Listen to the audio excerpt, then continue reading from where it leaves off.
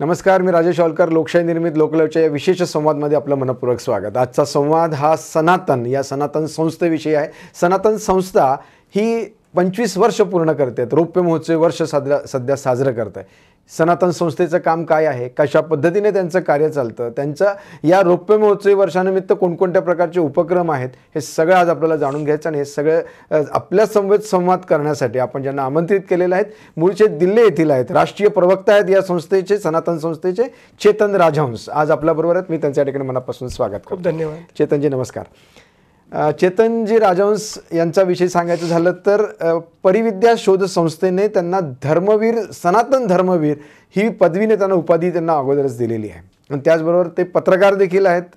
सनातन धर्म संस्कृती आणि लोकतांत्रिक दुष्प्रवृत्ती ज्या आहेत त्याविषयी, हिंदू राष्ट्रविषयी, संत चरित्र आणि या सगळ्या विषयांवर आधारित 10 पेक्षा अधिक ग्रंथांचं संकलन राजहंस सरांनी या ठिकाणी केलेलं आहे. त्याचबरोबर विभिन्न वेगवेगळ्या प्रकारचे जे न्यूज चॅनल्स आहेत त्या चॅनल्सवरती प्रवक्ता म्हणून सनातन धर्माच्या विषयीची माहिती देण्यासाठी त्यांनी उपस्थिती दिलेली आहे. सनातन धर्म प्रचारासाठी संपूर्ण राष्ट्रामध्ये सातत्याने त्यांचं भ्रमण हे सुरू असतं. आज जळगावमध्ये आलेले आहेत. मी साऱ्या दर्शकांच्या वतीने त्यांचं पुनश्च स्वागत करेल. सुरुवातीला सनातन धर्म म्हणून ते कशा दृष्टीने या साऱ्या दर्शकांना समजून सांगू शकतात ते आपण त्यांच्याकडे जाणून घेऊ. सनातन धर्म म्हणजे तुम्ही कसा समजून सांगाल? खूपच छान प्रश्न आहे. आपल्याकडे धर्म म्हणजे काहीतरी आजकाल एक ज्याला इंग्रजीमध्ये रिलिजन शब्द आहे अशा प्रकारे वापरलं जातं, किंवा मजहब हा शब्द वापरला जातो, किंवा पंथ. पण प्रत्यक्षात धर्म म्हणजे आपल्याकडे कर्म आहे, सत्कर्म. सत्कर्मालाच धर्म म्हटलेलं आहे. ध्रुव धारयति इति धर्म असं संस्कृतमध्ये त्याची व्याख्या आहे. आणि जसं मी आता गृहस्थ व्यक्ती आहे तर माझा धर्म गृहस्थ धर्म आहे.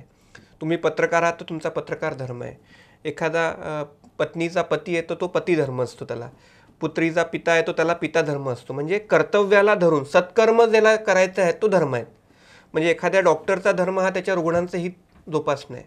त्यामुळे आपल्याकडे ज्या धारण केला जातो, जो नियम धारण केला जातो कर्तव्याच्या दृष्टिकोनातनं, त्याला धर्म म्हटलेलं आहे शास्त्रामध्ये. त्यामुळे गृहस्थ धर्म किंवा पिता धर्म, पत्नी धर्म अशा प्रकारचे शब्दप्रयोग आलेले आहेत.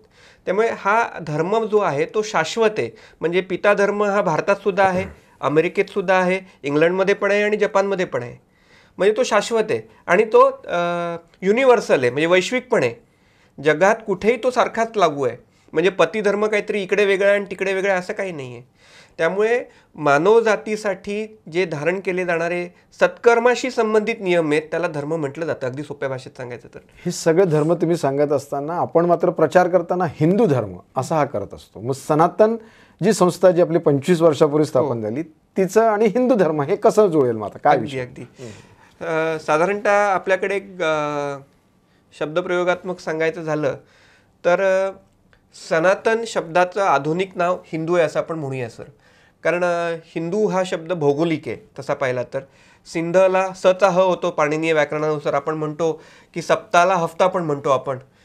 तर त्या दृष्टिकोनातनं सिंधूचा हिंदू झालेला आहे आणि तो हिंदू म्हणजे सिंधच्या पलीकडचा प्रदेश हा हिंदू. त्यामुळे या भागातला धर्म हा हिंदू धर्म अशा प्रकारचं आज अरबी लोक म्हणतात. त्या प्रकारे आपण हिंदू आहोत. तर सनातन धर्माचं आचरण करणारे हिंदू धर्मीय झाले, हा पहिला भाग झाला. पण हिंदू धर्माचं कार्य करतो म्हणजे काय, तर सनातन धर्मातच कार्य करतो. सनातन धर्मात जी सांगितलेली अध्यात्मशास्त्र आहे, जी मूल्य आहेत, जी नैतिकता आहे, तिचा प्रचार करणं, तो सायंटिफिक म्हणजे वैज्ञानिक परिभाषेत कार्य करणं हे आमचं काम आहे. अच्छा. आणि मग आपली संस्था ही कशासाठी स्थापन झाली? हे सगळं प्रचार प्रसार करणं हा आम्ही प्रथम दर्शनी बघतो. हो. पण फक्त म्हणजे हा जे धर्म तुम्ही सांगितले आणि या भागातला हिंदू म्हणून सांगितलं, मग फक्त याचाच प्रचार करण्यासाठी आपली संस्था कार्य करते की कशासाठी कार्य करते? आणि संस्थेची 25 वर्षापूर्वी का स्थापना झाली? अगदी मी 1999 मध्ये जेव्हा ही स्थापना झाली त्यावेळी सनातन संस्थेचे जे संस्थापक आहेत डॉक्टर जयंत आठवले हे अध्यात्मातले अधिकारी संत आहेत. आणि त्या काळात ते वर्ल्ड नोन सायंटिस्ट होते. क्लिनिकल हिप्नोथेरपी हा त्यांचा रिसर्चचा विषय होता. इंग्लंडमध्ये 1971 ते 78 त्यांनी जो रिसर्च केला तो आजही क्लिनिकल हिप्नोथेरपी जी जगात शिकवली जाते त्यांच्याच रिसर्च पेपरच्या आधारावर शिकवली जाते. महान सायंटिस्टच होते ते आणि आहेत सुद्धा. त्या क्षेत्रातनं काम केल्यानंतर ते भारतात आले.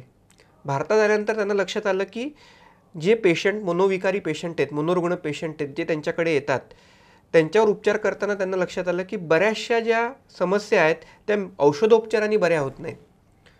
आणि मग कालांतराने हेच पेशंट बरे झालेले आढळले. 30% पेशंट असे होते. मग यांनी विचारलं, कारण सायंटिस्ट होते तर वृत्ती जिज्ञासू होती, क्युरियस होते. तर त्यांनी विचारलं तुम्ही नेमके काय केलं. तर काहींनी सांगितलं आम्ही गाणगापूरला गेलो, काहींनी सांगितलं आम्ही नारायण नागबली त्रिपिंडी श्राद्ध केलं, काहींनी सांगितलं आम्ही संतांच्या मार्गदर्शनाखाली साधना केली, काहींनी सांगितलं आमच्या घरात वास्तुदोष होता, काहींनी सांगितलं आमच्या घरात पितृदोष होता. हे सगळे विचित्र कारणं ऐकून त्यावेळी ह्यांना शंका आली की असं काहीतरी वेगळं शास्त्र आहे का.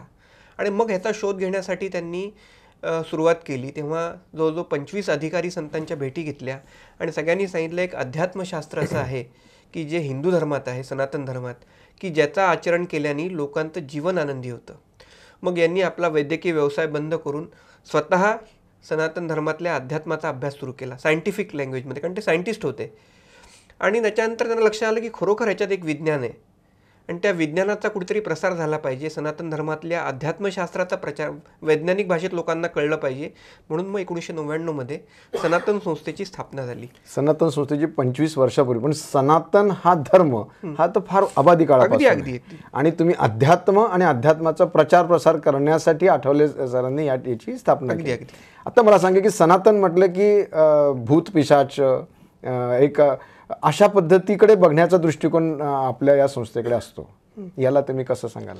नाही, मुळात कसं आहे की जेव्हा आपण अध्यात्माचा अभ्यास करायला लागतो ना, तेव्हा अध्यात्म हे लक्षात घेतलं पाहिजे की आपण जे विचार करतो ते स्थूलातनं चर्चा करतो. आज आपण जी चर्चा करतो ती बौद्धिक चर्चा आहे एक प्रकारे. पण अध्यात्म हे आत्म्याशी संबंधित शास्त्र आहे किंवा सूक्ष्मातलं शास्त्र आहे. त्याच्यामुळे आपण आता मी जर कुंकू लावलं आहे तर कुंकू हे मला दिसतं हे फक्त शारीरिक दृष्टिकोनातनं दिसतंय, पण त्याचा माझ्या आत्म्यावर काय परिणाम होतोय, ब्रह्मांडातली कुठली तत्व मला त्याच्यातनं आकर्षित होत आहेत, हे अनुभूतीचा विषय हा सगळा. त्या प्रकारे अध्यात्म जर सूक्ष्मातलं शास्त्र आहे आणि देवता जर असतात तर त्या देवता आपल्याला दिसत नाहीत डोळ्यांनी, पण त्या असतात. जशी वारा हा आपल्याला वायू दिसत नाही डोळ्यांनी तरी त्याचा स्पर्श जाणवतो, तसं अध्यात्मात साधना करणाऱ्या व्यक्तीला सूक्ष्मातल्या देवता जाणवतात, दिसतात, त्यांचं दर्शन होतं. आणि ज्या प्रकारे चांगल्या शक्ती असतात वातावरणात त्या प्रकारे अनिष्ट शक्तीसुद्धा असतात, ज्याला आजच्या भाषेत भूत पिशाच वगैरे म्हटलं जातं. पण निगेटिव्ह एनर्जीज, ज्याला सायंटिफिक भाषेत सांगायचं तर पॉझिटिव्ह एनर्जी आणि निगेटिव्ह एनर्जी या असतातच. आणि या त्यांचा संघर्ष हा काळानुसार चालू असतो. तो जो अध्यात्मात उन्नती केलेला साधक असतो किंवा अध्यात्मातले अधिकारी संत असतात त्यांना याविषयीची जाण असते. त्यामुळे भूत पिशाच असतात की नाही याच्याविषयी विज्ञान काही सांगू शकत नाही. पण आज सुदैवानी गोष्ट अशी आहे की पॅरा सायन्स नावाचं एक नवीन सायन्स जन्माला आलं आहे आणि युरोप, अमेरिका, जपान यामध्ये त्याच्यात पदवी उत्तर शिक्षण देण्याची व्यवस्था आहे, ज्याच्यात जे भूत पिशाच्यावर संरक्षण म्हणजे त्याच्यावर संशोधन करतं. त्यामुळे भूत पिशाचे भारतात जरी आज आपल्याला वाटत असलं की आधुनिकतावाद्यांनी की बाबा हे काहीतरी गोष्टी नाही आहेत, पण अध्यात्म जो जगतो व्यक्ती त्याला माहिती असतं जसं देवी शक्ती आहे तशा अनिष्ट शक्ती आहेत. अच्छा, मग ह्या सगळ्या शक्ती आहेत असं जेव्हा आपण म्हणतो, मग आपली संस्था यासाठी कशा पद्धतीचं काम करते? हां, सनातन संस्थेनी मी तुम्हाला या निमित्ताने सांगेल की 2002 ते 2007 या 5 वर्षांमध्ये आम्ही व्हिडिओ चित्रीकरणासह आम्ही काम केलं की ज्या लोकांना अनिष्ट शक्तींची बाधा आहे असं म्हटलं जात होतं त्या लोकांच्या प्रत्यक्ष केस स्टडीज, कारण डॉक्टर आठवले स्वतः सायंटिस्ट होते, तर केस स्टडीज घेऊन अभ्यास करणं हे महत्त्वाचं होतं. त्यामुळे मला आठवतं सांगली, मिरज या भागामध्ये आम्ही खूप प्रयोग केले या निमित्ताने. गाणगापूरला जे लोक जायचे तर त्या लोकांचा प्रत्यक्ष ते का त्रास आहे, नेमका त्रास काय, कशाविषयीचा त्रास आहे आणि व्हिडिओ शूटिंग त्यांचं सगळं रेकॉर्डेड. कालांतराने लक्षात आलं की बाधा ही केवळ भूतपिशाची आपण जी चर्चा करतो अशी असते असं नाही आहे. बाधा ही खूप वेगवेगळ्या प्रकारचे असतात. म्हणजे पितृदोष असतो, म्हणजे पूर्वजांना सद्गती मिळाली नाही, त्यांचा लिंगदेहाला गती मिळत नाही म्हणून तो अडकून राहतो घरामध्ये आणि तो काहीतरी बाधा करतो. आणि मग तो म्हणतो की मी ह्याचा आजीच आहे आणि यांनी हे केलं नाही, मला श्राद्धच केलं नाही. मग जेव्हा आम्ही अशा केस स्टडीजचा अभ्यास करायला लागलो तेव्हा लक्षात आलं की एक पितृदोष नावाचा प्रकार आहे. मग एक लक्षात आला वास्तुदोष नावाचा प्रकार असतो. एखाद्या घरमालकाची आस्था त्या भूमीत अडकलेली असते आणि त्याचा मृत्यू होतो. कालांतराने ती जमीन विकली जाते, त्याच्यावर घर बांधलं जातं, पण जो मूळ पुरुष तिथे अडकलेला असतो, ज्याची त्या भूमीत अडकलेली आस्था असते, तो त्याच भूमीत अडकून पडलेला असतो. तो त्या घरात येणाऱ्या प्रत्येकाला त्रास देतो. याचा रिसर्च जेव्हा आम्ही केला आणि तो समाजासमोर उभा केला तेव्हा लक्षात आलं की वास्तुदोषामध्ये हाही एक प्रकार आहे. त्यामुळे अशा वेगवेगळ्या केस स्टडीजमध्ये लक्षात आलं की अनिष्ट शक्तींची बाधा ही केवळ आपल्याला भूत पिशाची असं वाटतं, पण असे अनेक 10 ते 11 प्रकार आहेत की जे आम्ही रिसर्चच्या अंती शोधून काढले आणि या प्रकारचं संशोधन आमचं सगळं वेबसाईटवर उपलब्ध आहे. संस्था काय काय काम करत असते? हां, मुळात सगळ्यात महत्त्वाचं काय की समाजामध्ये 2 प्रकारची कार्य आम्ही करतो. एक कार्य तर असं आहे की लोकांना आध्यात्मिक दृष्टिकोनातनं ज्या समस्या असतात, म्हणजे जीवनातल्या समस्या 80% या आध्यात्मिक असतात. म्हणजे मगाशी तुम्ही जसं म्हटलं की भूत पिशाच्यांची बाधा हा जसा प्रकार आहे तसा वास्तुदोष, पितृदोष, कुलदेवतेचा कोप, दैवी प्रकोप अशा प्रकारच्या अनेक गोष्टी असतात. तर आम्ही त्यांना साधना सांगतो योग्य मार्गाने की या सगळ्या बाधांमधनं शेवटी तुम्ही शेवटी प्रत्येकाला आनंद हवा आहे ना जीवनामध्ये, आणि जीवनात समजा या समस्यांमुळे आनंद मिळत नसेल तर त्याच्यावर नेमका उपाय काय असू शकतो. तर प्रत्येक व्यक्ती अनुरूप, म्हणजे प्रत्येक व्यक्तीला एकच औषध असू शकत नाही, कारण जसं प्रत्येक पेशंटच्या आजाराप्रमाणे त्याला औषध आहे. तर ज्या प्रकारचा तुम्हाला त्रास आहे त्या प्रकारची साधना कुठली करायची हे आम्ही मुख्यतः सांगतो. आणि हे करत असताना आम्ही आणखी एक काम करतो की जे दांभिक लोक आहेत, भोंदू लोक आहेत, जे या प्रकारच्या विषयांमध्ये खरोखर अयोग्य कार्य करतात त्यांचासुद्धा बुरखा फाडतो, विशेषतः बंगाली बाबा, कारण त्यांना या विषयाचा सायंटिफिक अभ्यासच नाही आहे. त्याचा ते गैरफायदा घेत आहेत. सामान्य व्यक्तीला जो त्रास आहे, हे सगळं तुम्ही करत असताना अंधश्रद्धा आपल्याकडून पसरवली जाते असा आरोप आपल्यावरती होत असतो. मुळात लक्षात घेतलं पाहिजे की अंधश्रद्धा हा शब्द योग्य आहे का? कारण श्रद्धा ही डोळसच असणार आहे. मला सांगा, श्रद्धा जर भावना आहे तर भावनेला कुठे डोळे असतात आणि कुठे अंध असतं, आंधळापण असतं, असं काही आहे का? माझा समजा माझ्या पत्नीवर प्रेम आहे तर त्याला डोळे कुठे दाखवता येणार आहेत? त्यामुळे श्रद्धेला डोळे असतात आणि आंधळा असते श्रद्धा, असं कसं म्हणू शकतो आपण? त्यामुळे हा शब्दप्रयोगच चुकीचा आहे माझ्या दृष्टिकोनात. आणि हा स्वामी विवेकानंदांना सुद्धा स्वतः चरित्रामध्ये उल्लेख आहे स्वामी विवेकानंदांच्या की रामकृष्ण परमहंसांनीच हा प्रश्न त्याला विचारला की श्रद्धेचे डोळे कुठे असतात. आपण सनातन संस्थेच्या माध्यमातून संवाद साधतो आहोत, तर अंधश्रद्धेला या शब्दालाच तुम्हाला विरोध, अंधश्रद्धाचा कायदा तयार झाला त्यावेळेला आपलं काय भूमिका होती? निश्चित अंधश्रद्धेचं निर्मूलन आजच्या परिभाषेत जर करायचं झालं तर आमचं म्हणणं आहे की श्रद्धेचं निर्मूलन होता कामा नये अंधश्रद्धेच्या नावाखाली. आणि आम्ही त्या काळात विरोध जेव्हा केला, हा कायदा बनताना 27 कलमं होती, त्यातली 16 कलमांचा हा कायदा बनला. 11 कलमं सनातन संस्थेने केलेल्या विरोधामुळे रद्दबातल झाली. ही कलमं कुठली होती एक उदाहरण सांगतो तुम्हाला. तुमच्या कान टोचलेलं आहे तुमचं. हिंदू धर्मात कान टोचण्याची परंपरा आहे. कायद्यात असं म्हटलं होतं की कुठल्याही प्रकारची शारीरिक पीडा देऊन एखादं धार्मिक कृत्य करणं ही अंधश्रद्धा समजली जाईल. मग परिक्रमा करणं, पायी चालून यात्रा करणं काशीची, म्हणजे पायाला दुखापत करणं आहे आणि म्हणून ती शारीरिक पीडा झाली आणि म्हणून ती अंधश्रद्धा. आपल्याकडे महाराष्ट्रात वारी होते. त्याच्यानंतर लहान बालकांचे कान टोचणं ही अंधश्रद्धा समजली, कारण त्याच्यातनं शारीरिक पीडा होते. अशी 11 कलमं होती. म्हणजे हिंदू धर्मातल्या आचरणावरच तुम्ही बंदी घालणार होता अंधश्रद्धा म्हणून. आम्ही म्हणून विरोध केला. 14 वर्ष हा कायदा महाराष्ट्राच्या विधानसभांमध्ये अडकून राहिला. 11 कलमं, मी स्वतः त्या बैठकांमध्ये होतो. अजित पवारांसोबत जी शेवटची बैठक झाली, अजित पवारांनी सांगितलं त्या जे कायदा करणारे कार्यकर्ते होते, अहो कसला कायदा आणताय तुम्ही? 11च्या 11 ती रहित झाली आणि शेवटी जी आहे ती निव्वळ दंभ निर्मूलनाशी संबंधित जी होती, दांभिकतेच्या निर्मूलनाशी संबंधित होती, त्या संदर्भातली कलमं राहिली. म्हणजे आमचं म्हणणं आहे की दांभिकतेचं निर्मूलन झालं पाहिजे. आलं लक्षात? बरोबर. श्रद्धेचं निर्मूलन होता कामा नये.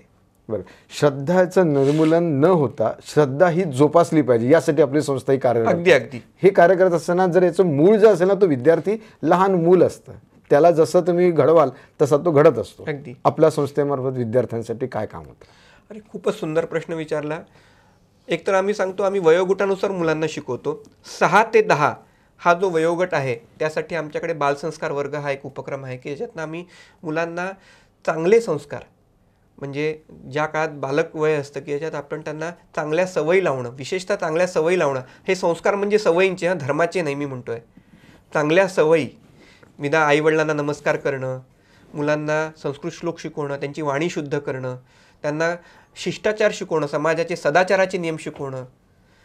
11 ते 14 यासाठी आम्ही सुसंस्कार वर्ग घेतो पुढच्या वयोगटासाठी. त्याच्यात आम्ही त्यांना राष्ट्रभक्तीचे संस्कार करतो आणि त्याबरोबर धर्म म्हणजे काय हे थोडक्या भाषेत शिकवतो, कारण त्या आपल्या शाळा महाविद्यालयांमध्ये धर्म शिकवला जात नाही. अशा प्रकारे 2 वयांमध्ये बालसंस्कार वर्ग आणि सुसंस्कार वर्ग चालतात. शाळांमध्ये आम्ही निशुल्क नैतिक मूल्यांची संवर्धन या विषयावर कार्यशाळा घेतो, शिक्षकांसाठी आणि विद्यार्थ्यांसाठी दोघांसाठीही घेतो. त्याच्यानंतर आध्यात्मिक प्रश्नमंजुषा नावाचा आमचा एक उपक्रम चालतो, ज्याच्यातनं आम्ही इतिहास शिकवतो, आपला पौराणिक इतिहास. म्हणजे महाभारतातल्या कथा एक सांगायची, त्याच्यावर प्रश्न मुलांना द्यायचे. रामायणातली एखादी कथा सांगायची, त्यानिमित्ताने त्यांना रामायण, महाभारत, गीता, ज्ञानेश्वर महाराज, तुकाराम महाराज कळतील या दृष्टिकोनातूनही प्रश्नमंजुषा बनवलेली असते. 15 मिनिटाचा विषय आणि 15 मिनिटांची प्रश्नोत्तरं. अर्धा तासाची आध्यात्मिक प्रश्नमंजुषा असते. जे मुलं चांगल्या प्रकारे उत्तीर्ण होतात त्यांना लगेच प्रोत्साहनपर बक्षिसं असतात. तर अशा प्रकारे विद्यार्थ्यांसाठी आम्ही उपक्रम राबवतो. महाविद्यालयीन विद्यार्थ्यांसाठी आम्ही व्यक्तिमत्व विकास नावाची कार्यशाळा निःशुल्क घेतो, कारण मुलांना यश तर मिळतं परीक्षेमध्ये, पण आपण पाहतो की त्यांचा व्यक्तिमत्वाचा विकासच होत नाही. ते घरात बसतात, व्हिडिओ गेम खेळत बसतात, टी व्ही पाहतात, OTT पाहतात, त्यांचं व्यक्तिमत्व फुलतच नाही. मग यासाठी काय करू शकतो, तर आम्ही निःशुल्क व्यक्तिमत्व विकासाच्या कार्यशाळा घेतो. हे सर्व कार्य करत असताना तुम्ही कोणकोणत्या भागात घेतात, की फक्त शहरी भागात घेतात, की कशा पद्धतीने याचा विस्तार आपला देशभर आहे, राज्यापुरती मर्यादित आहे, की कशा पद्धतीने या सगळ्या जे उपक्रम जे आपले चालू आहे विद्यार्थ्यांसाठीचे? सनातन संस्थेचं कार्य 17 राज्यांमध्ये आत्ता आम्ही करतो. आणि महाराष्ट्रात सांगायचं झालं तर महाराष्ट्रात आमचं जवळजवळ 27 जिल्ह्यांमध्ये कार्य आहे. 27 जिल्ह्यांमधल्या प्रत्येक तालुक्यात आमचं कार्य आहे. आणि तेही पुढे जाऊन सांगायचं तर अशी 15 जिल्हे आहेत की ज्याच्यात आम्ही प्रत्येक गावापर्यंत पोचलेलो आहोत. खेड्यापर्यंत म्हणू नाही शकत, पण महत्त्वाचं जे गाव आहे पंचक्रोशीतलं तिथेपर्यंत आम्ही 20 जिल्ह्यांमध्ये पोचलेलो आहोत.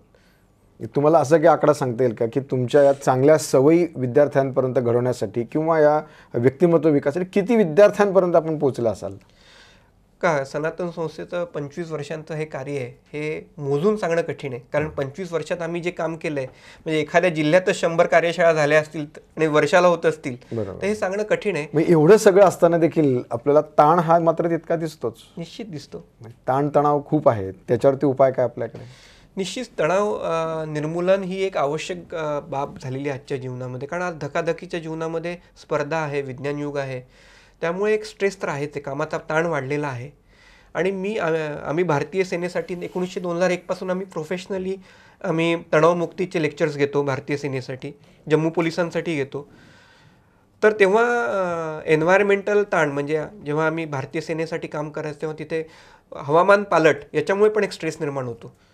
म्हणजे अगदी राजस्थानमधला सैनिक समजा हिमालयात जाऊन बसला तर त्याला जो स्ट्रेस असतो तो त्या एन्व्हायरमेंटमध्ये स्वतःला सर्व्हाइव्ह करण्याचा असतो. तर अशा प्रकारचे वेगळे स्ट्रेसचा आम्ही अभ्यास करत असताना लक्षात आलं होतं की आजच्या काळामध्ये सामान्य व्यक्तीला पण एवढा ताण आहे. म्हणजे त्यामुळे मग आम्ही काय सुरू केलं की यापासून कोरोनापासून आम्ही समाजासाठी हे निःशुल्क तणावमुक्त जीवनाचे हे सुरू केले. सायको स्पिरिच्युअल थेरपी हा एक महत्त्वाचा रेमेडी आहे, म्हणजे मनोआध्यात्मिक उपचार याला आपण म्हणतो.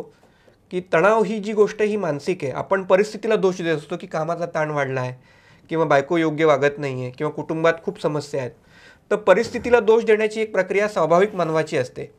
आम्ही त्यांना शिकवतो की उलट परिस्थितीला अयोग्य मनाने दिलेला प्रतिसाद हा ताणकारक वाढवणारा असतो. म्हणजे परिस्थिती कशी असते, कारण परिस्थिती ही तुमच्या प्रारब्धाने नशिबाने येणार आहे, तुमच्या हातात एका ती येणं. तुम्ही कसा प्रतिसाद देता, तुम्ही पॉझिटिव्हली प्रतिसाद दिला तर स्ट्रेस वाढत नाही. तुम्ही अयोग्य पद्धतीने जर त्याला प्रतिसाद दिला तर तुमचा तणाव वाढतो. त्यामुळे मनात कुठला असा दोष आहे की जो तो प्रतिसाद अयोग्य देतो, म्हणजे एखाद्या चिडचिड करतो, एखादा रागीट होतो, एखादा असा कुठला दोष आहे तो शोधायचा आणि त्याला दुरुस्त करायचा. आणि तो दुरुस्त करताना अध्यात्माची जोड देणं. कारण सायको स्पिरिच्युअल म्हणजे काउन्सिलिंग जे केलं जातं, मनोविकार तज्ज्ञ किंवा आपण सायकोलॉजिस्ट जे असतात ते काय करतात, ते समुपदेशन करतात, काउन्सिलिंग करतात सायकोलॉजिकल लेवलचं की, पण त्याला अध्यात्माची जोड देऊन केलं तर हा विकार लवकर बरा होतो. म्हणून आम्ही तणाव निर्मूलनामध्ये सायको स्पिरिच्युअल थेरपीज शिकवतो. म्हणजे सायको स्पिरिच्युअल या थेरपीज जे आहेत म्हणजे समुपदेशन, तुमच्याकडे तशा प्रकारची कशी यंत्रणा आहे? मुळात आम्ही हे शिकवताना आम्ही तर 7 पुस्तकं प्रकाशित केलेत मुख्य म्हणजे या विषयावर. मनोविकारांच्या निर्मूलनासाठी जवळजवळ 7 ते 8 पुस्तकं आम्ही प्रकाशित केलेली आहेत आणि ती सगळ्याच भाषांमध्ये उपलब्ध केलेली आहेत आणि बेस्ट सेलर आहेत सगळी पुस्तकं या विषयातली. मुळात आम्ही तणाव निर्मूलनाची जेव्हा कार्यशाळा घेतो तेव्हा यंत्रणा म्हणून सांगायचं झालं तर आम्ही पर्सन टू पर्सन व्यक्तीशी संवाद साधतो. आम्ही समूह संवाद फक्त एकदाच साधतो जेव्हा आमची लेक्चर असतं आणि त्याच्यानंतर आम्ही पर्सन टू पर्सन त्याच्याशी बोलतो. त्याच्या प्रत्येकाच्या समस्या काय आहेत, त्या समस्यांच्या आधारे त्याची स्वयंसूचना म्हणजे ज्याला ऑटो सजेशन म्हणतात. आपल्याकडे मनाला दोष मनात असतो आपल्या, म्हणजे विसरणं आपल्याच, त्या दोषाची जाणीव करून कोण देऊ शकतो, त्याच्या मनापेक्षा सूक्ष्म असलेली बुद्धी करून देऊ शकते, याला विवेक म्हणतात. तर बुद्धीद्वारे मनाला सांगणं की हा दोष आणि हे करत असताना हे समजा उफाळून आलं तर हे करायचंय, हे जे योग्य सांगणं हे कोण सांगेल? बुद्धी मनाला सांगेल. मन भावनिक आहे, मनात दोष आहेत, मन अयोग्य प्रतिसाद देत आहे, पण योग्य प्रतिसाद कसा द्यायचा हे कोण सांगतं? तर बुद्धी सांगते. याला सायंटिफिक लँग्वेजमध्ये ऑटो सजेशन म्हणतात, म्हणजे स्वयंसूचना म्हणतात. तर ही बुद्धीने मनाला द्यायची जी स्वयंसूचना असते ती आम्ही प्रत्येकाला ड्राफ्ट करून देतो, लिहून देतो, आणि त्याच्या प्रत्येकाचे किती दिवसाला किती वेळा स्वतः बुद्धीने मनाला सांगायची याचे पिरियड निश्चित सांगतो. आणि हे झाल्यानंतर आम्ही 10 दिवसांनी 8 दिवसांनी प्रत्येक वेळा त्याचा आढावा घेतो, काय झालं त्याला लाभ. अशा प्रकारे आम्ही म्हणजे ट्रॅफिक पोलिसांच्या समस्यांचा जेव्हा मी डील करत होतो अमृतसर पोलिसांसाठी, मी जवळजवळ 8 दिवस त्या पोलिसांच्या जेव्हा स्वयंसूचनांतर त्यांना लाभ आला. 8व्या दिवशी मला एका अधिकाऱ्यांनी फोन करून सांगितलं की आमच्या इथे प्रचंड तणाव निर्मूलन झालेलं आहे, विशेषतः या ऑटो सजेशन्समुळे. ऑटो सजेशन हा एक इतकं चांगलं माध्यम आहे स्वयंसूचना की ज्याच्या माध्यमातून व्यक्ती योग्य प्रतिसाद द्यायला शिकतो त्या परिस्थितीला. आणि त्याच्यामुळे आज अमृतसर पोलिसांमध्ये एक ट्रॅफिक पोलीस ज्यांच्यासाठी आमचं हे लेक्चर झालं होतं, त्यांनी 100% आम्हाला तिथे रिझल्ट मिळाला. कारण आम्ही पर्सन टू पर्सन आढावा पद्धतीने म्हणजे दर 8व्या दिवशी आम्ही काउन्सिलिंग करायला पोचायचं तिथे. तुम्ही हे सगळं सांगितलं, बुद्धी आणि मन या दोघांचा समन्वय जर साधायचा असेल तर त्याला ध्यान धारणा म्हणजे एक साधना करणं आवश्यक आहे. तुम्ही ध्यान धारणा एक साधना असं काही शिकवतात का, आणि ती शिकवण्याची काही पद्धत आहे का आपल्या याच्यात?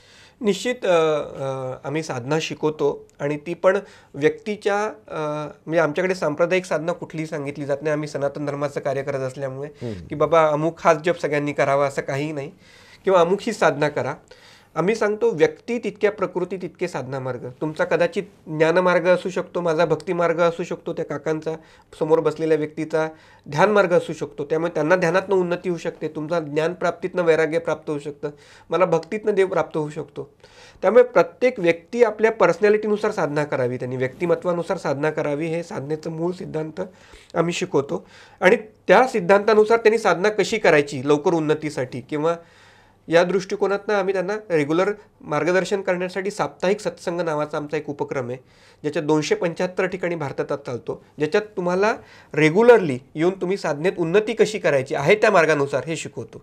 चेतनजी, जसं तुम्ही हे सगळं शिकवतात, हे सगळ्यांपर्यंत पोचतात, हे सगळं पोचत असताना आम्हाला मात्र असं अनेक ठिकाणी जाणवतं की जे मंदिरं आहेत किंवा ज्या संस्था आहेत त्या संस्थांच्या बाहेर आपला एक स्टॉल लागलेला असतो, वेगवेगळ्या प्रकारचे ग्रंथ त्या ठिकाणी असतात.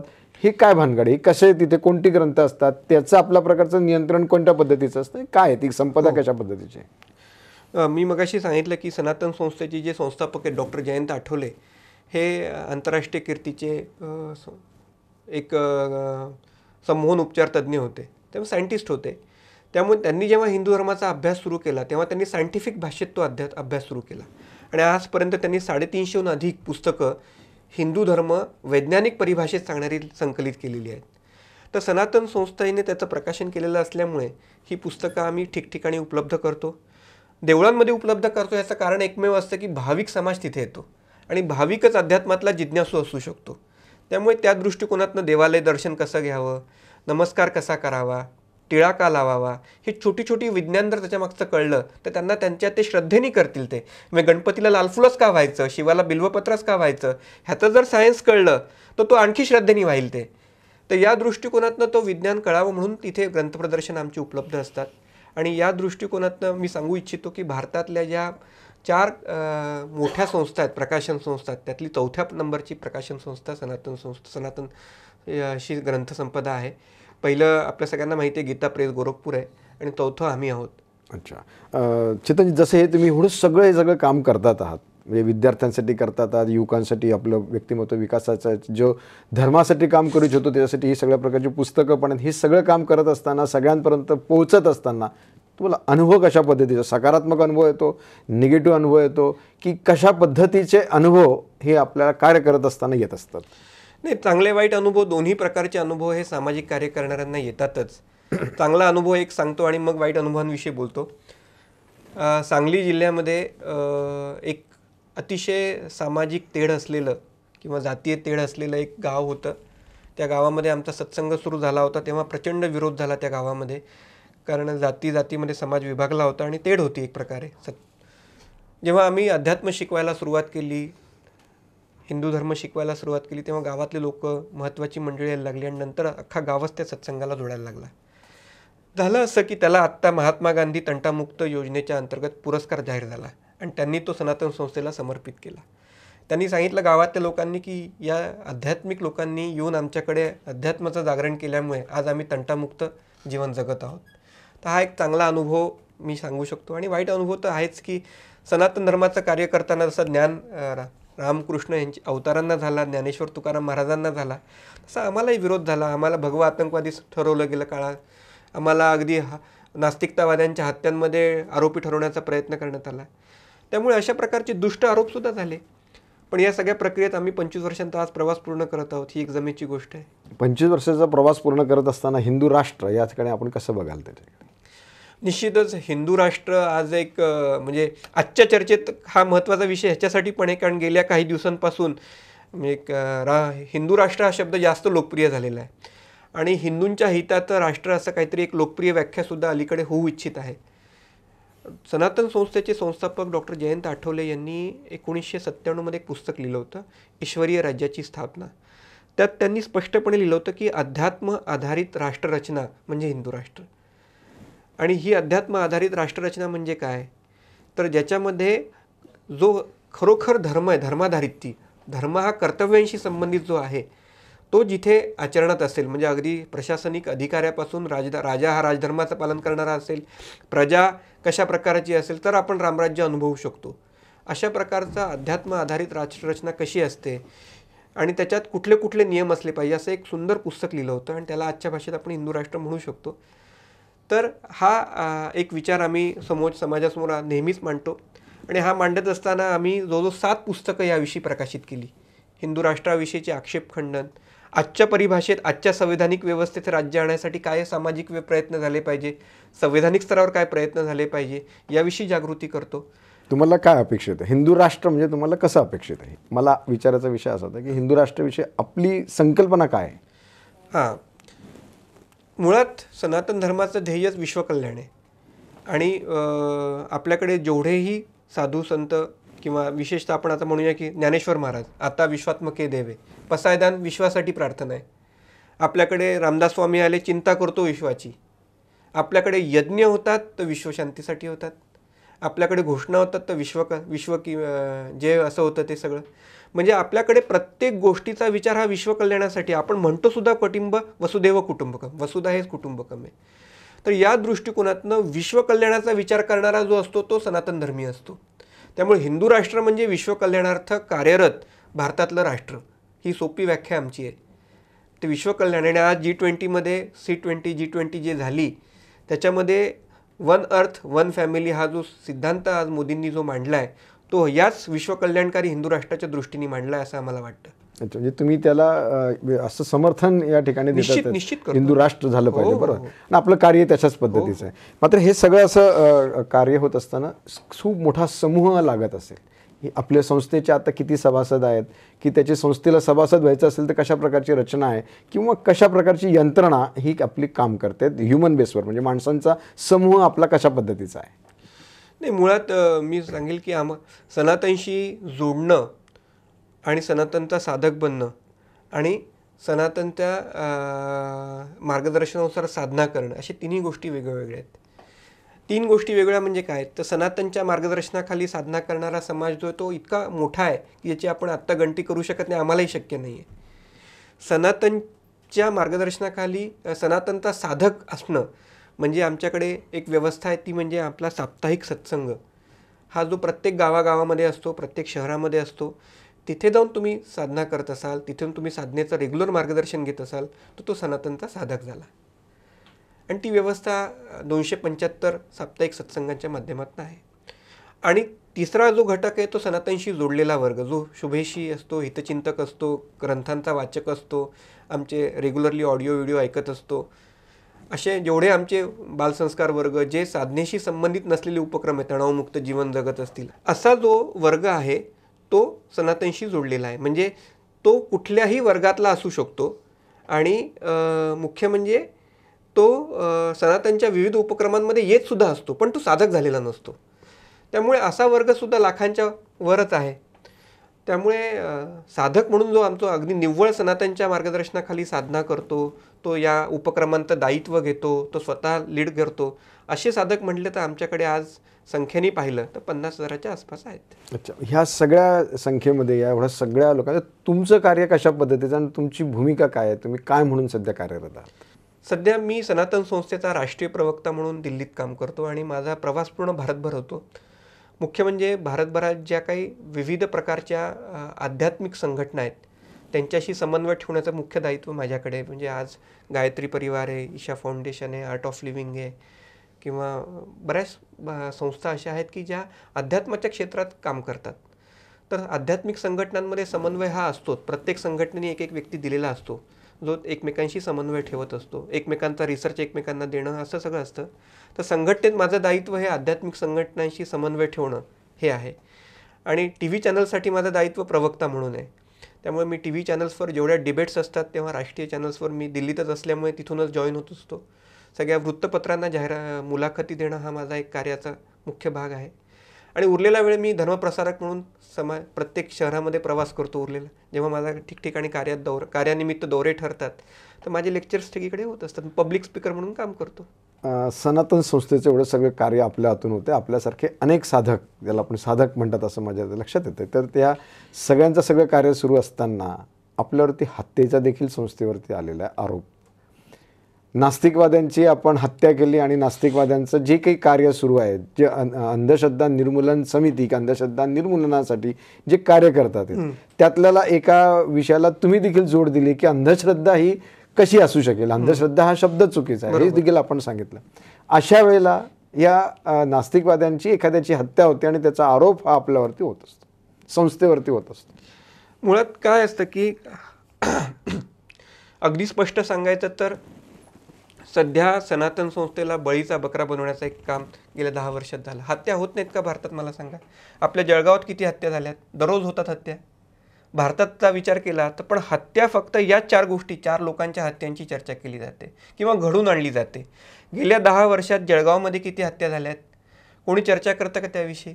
पण या 4 हत्यांची चर्चा गेली 10 वर्ष चालते. ही चर्चा कोण घडून आणतं हा घटक शोधला पाहिजे. आज अजेंडा बेस्ड प्रोपोगंडा कुठेतरी सुरू आहे.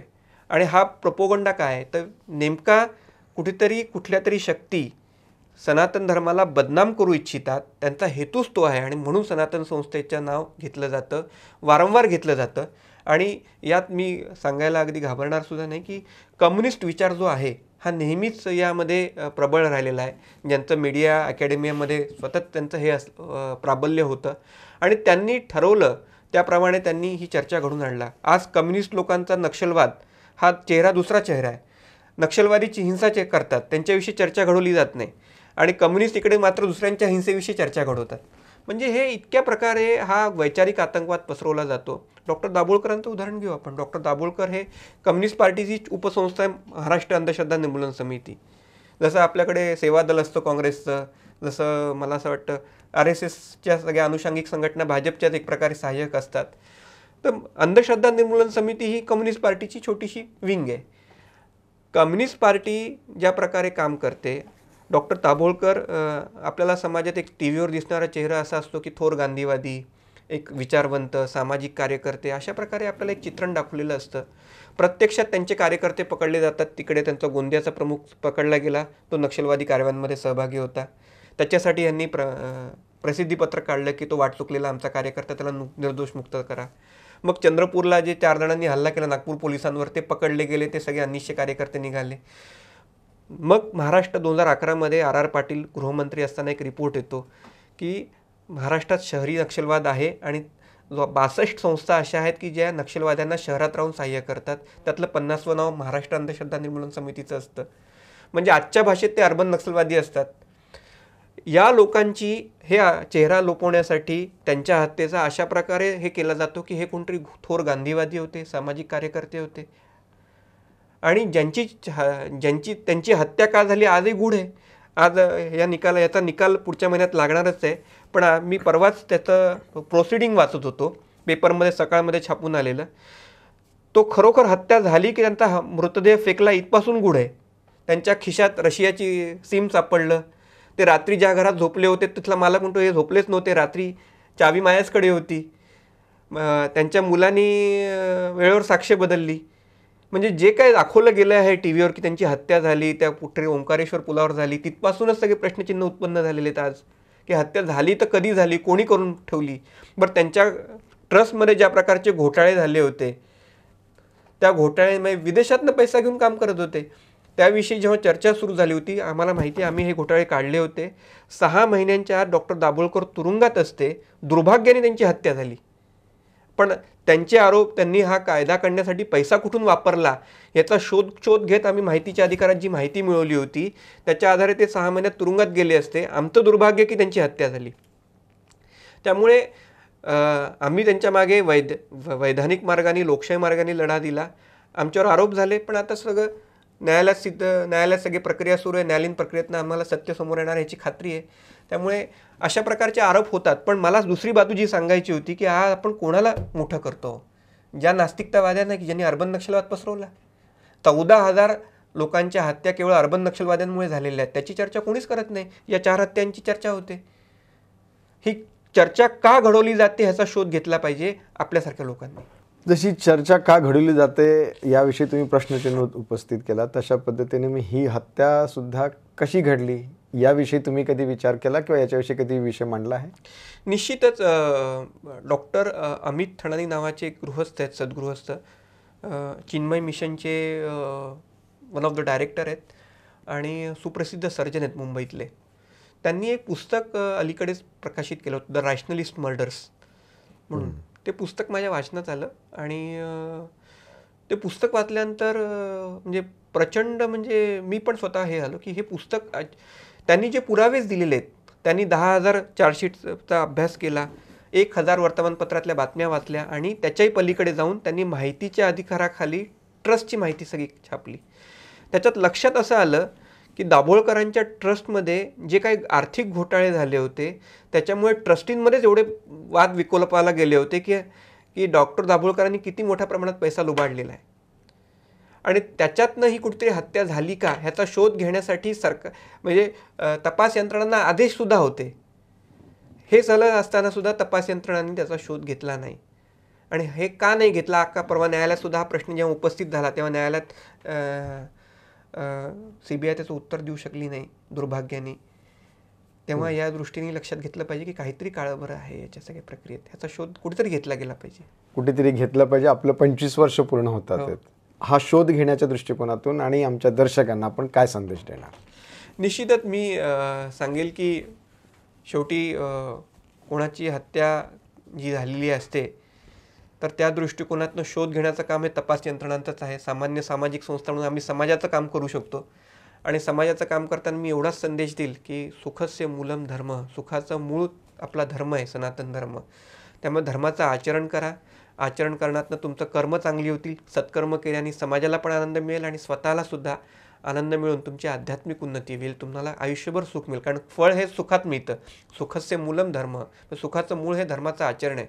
त्यामुळे या निमित्ताने एवढंच सांगेल की सनातन धर्माचं आचरण करण्याचा आपल्या परीने आपण प्रयत्न करा. खूप खूप धन्यवाद चेतनजी. खूप अतिशय महत्त्वपूर्ण आपल्याला माहिती आणि काही प्रश्न देखील आपल्या समाजापुढे या ठिकाणी त्यांनी उपस्थित करून ठेवलेत.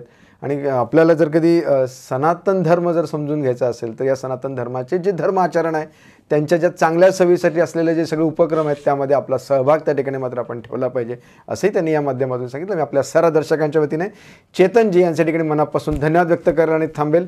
मात्र आपण पाहत आहात लोकलाईव्ह, तुमच्या मनातलं. नमस्कार.